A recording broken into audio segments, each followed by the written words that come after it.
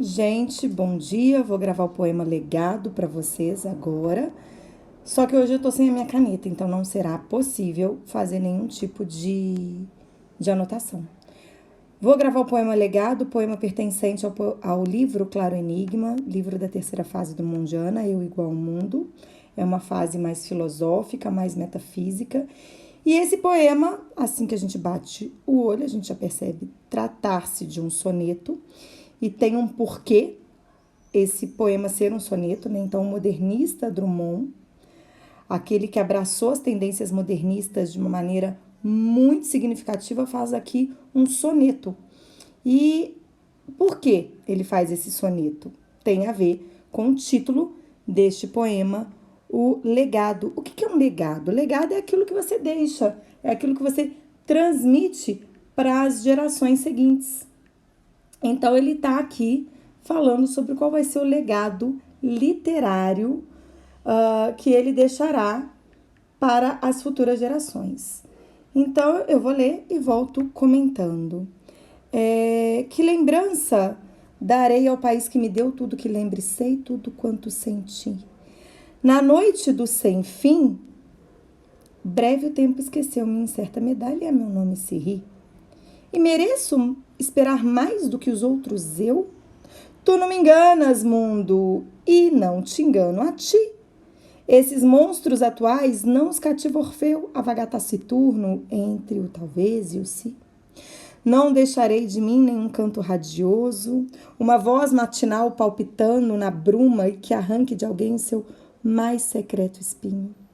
De tudo quanto foi meu passo caprichoso, na vida restará, pois o resto se esfuma, uma pedra que havia em meio do caminho. Ah, gente, é muito coitadinho o Drummond aqui. Primeira coisa, a primeira estrofe, a gente tem um eu lírico claramente preocupado com o que ele vai deixar para o país que deu a ele tudo que ele tem. Ou seja, como o Brasil, como o nosso país, se lembrará da imagem drummondiana. Quando ele fala na noite do sem fim é a chegada da morte, breve o tempo esqueceu minha incerta medalha. Incerta medalha significa o quê? Significa que ele não tem certeza do valor que ele tem.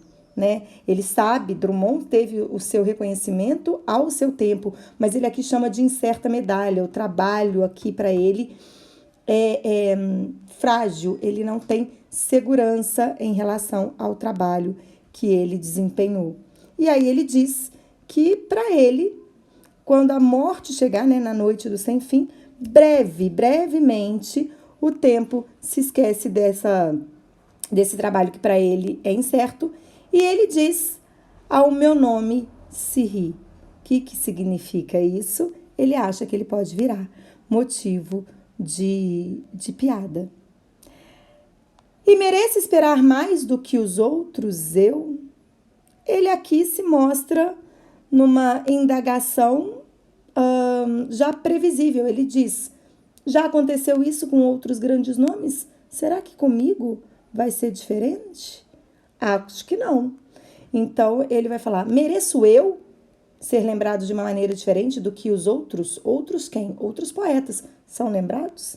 E aí ele vai falar que ele não é iludido, ele não é facilmente convencido. Ele vai dizer, tu não me enganas, mundo. Ou seja, não vem com esse papinho de, ai, com você é diferente. Não, tu não me enganas, mundo. E eu não te engano a ti. A gente tem aqui o que a gente tem, se eu tivesse com a caneta, né? Não dá pra fazer. Deixa eu ver se dá pra fazer com o dedo. Não dá. A gente teria aqui o que a gente chama na gramática de objeto pleonástico, né? E não te engano já seria suficiente. Ou e não engana a ti já seria suficiente. Mas ele coloca os dois pronomes, o te e o ti, para reforçar, realçar essa ideia de não, tu não me enganas e eu também não vou enganar a você, mundo. Então, eu mereço esperar mais do que os outros? Sei que não. Nem venham com esse papinho, porque tu não me enganas e eu também não quero fingir alguma coisa, eu não quero ser enganado. Esses monstros atuais não os cativa Orfeu, a vagar taciturno, entre o talvez e o si. Ele cita que Orfeu, ele lembra que o mito grego de Orfeu, mais uma vez mostrando a sua característica da intertextualidade. Tem sempre na obra do Drummond essa intertextualidade, e no caso do livro Claro Enigma, como ele é muito filosófico, essa intertextualidade ela pega um peso ainda maior. Quem foi Orfeu? Não sei se vocês vão se lembrar, também não vai dar tempo de contar aqui mesmo que rapidamente. Orfeu era filho de Apolo e ele ganhou do pai uma harpa mágica. E ele era, então, um músico, né? Ele tocava harpa e ele, com essa harpa, ele conseguia encantar todos os seres. E a história de Orfeu é que, para entrar no inferno, ou seja, no submundo, esses monstros atuais, não os cativos Orfeu, ele queria entrar no submundo, por isso a ideia dos monstros, para resgatar a sua amada. Então, ele toca a harpa dele para ele encantar uns demônios, eram uns cães na forma de demônio. E aí o eu lírico aqui, né, o Drummond, o poeta, coloca o eu lírico aqui utilizando o mito da sedução de Orfeu para dizer que nem quem teria o poder do encantamento consegue enganar o mundo. Quem dirá o poeta? Então ele tá, né, o eu lírico. Então ele tá falando, esses monstros atuais, nem Orfeu consegue encantar. Tudo bem? E aí esse avagar taciturno entre o talvez e o se, né? O talvez aqui, esse advérbio de dúvida, e o se, essa conjunção condicional, significa a dúvida do poeta. Sim ou não? Sim ou não? Do eu lírico, né? Sim ou não? Sim ou não? Ou seja, esses monstros atuais que ficam tentando me ludibriar, tentando me enganar, nem Orfeu os controla. Então ele cita aqui a mitologia. Aí essa parte aqui é uma dor inconsolável de Drummond, porque ele coloca o eu lírico dizendo: não deixarei de mim nenhum canto radioso, uma voz matinal palpitando na bruma que arranque de alguém seu mais secreto espinho. Ele está falando, nada do que eu fiz é um poema que levará alguém a falar, ah, que coisa linda. Ele tem certeza aqui de que ele não fez nenhum poema belo.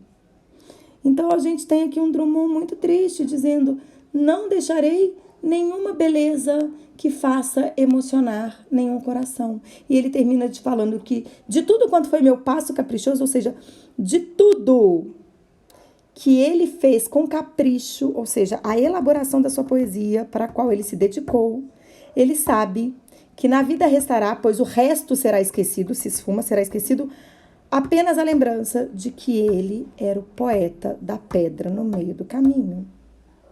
E por que ele usa aqui a expressão havia no lugar da expressão tinha? Porque não sei se vocês se lembram, no poema original no meio do caminho tinha uma pedra no meio do caminho. Ele usa o verbo ter, que a gente sabe que na oralidade, na coloquialidade, super funciona, mas o verbo ter não pode ser, na língua padrão culta, sinônimo de haver, existir, ocorrer, acontecer.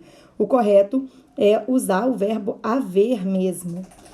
Ele aqui usa o verbo haver, mas no original não. E por que ele usa o verbo haver aqui? Porque ele está fazendo um soneto, então ele coloca a roupagem da linguagem mais associada ao clássico soneto, e ele quer aqui, nesse poema legado, mostrar que por mais que ele tenha feito um passo caprichoso, por mais que ele realmente saiba fazer poesia, que tem uma poesia clássica, ele vai ser lembrado só pela pedra no meio do caminho. Tudo bem? Poeminha fácil, ó. Delicinha. Beijos.